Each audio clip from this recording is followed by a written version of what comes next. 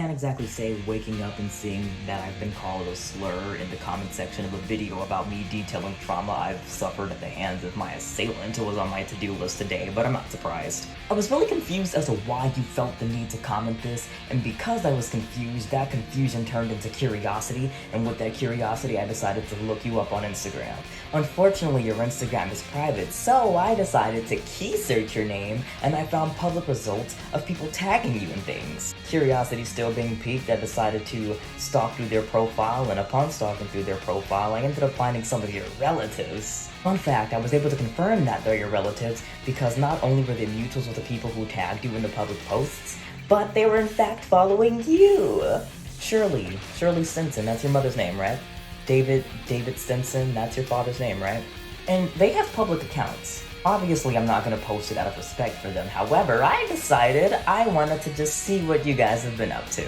Something started looking a little off though, because the more I stalked through your father's account, the more I'm like, he looks kind of familiar, and lo and behold, I met your father last year Halloween at the bar. Pretty sure he's the one who brought me a drink. Yeah, 6:44 p.m. Your dad, he bought me a drink. And it gets even better. I specifically remember him approaching me about my ears because he thought it was cool, and I told him that I cosplayed Link from The Legend of Zelda.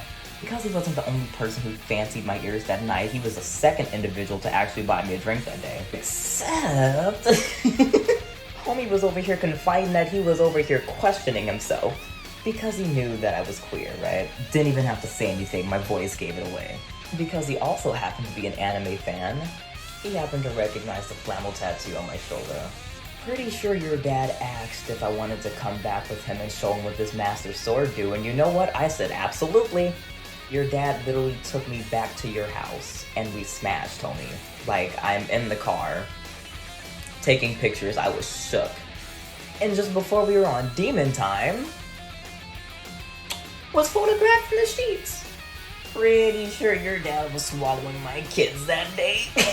And I remember waking up the next morning, he made me breakfast. I was like, oh. So now that I've done this research and acquired this information, I know why you're mad. You're mad because I fucked your father. I mean, of course I didn't give him a child he actually loves, but you know, I understand why you're upset, I guess.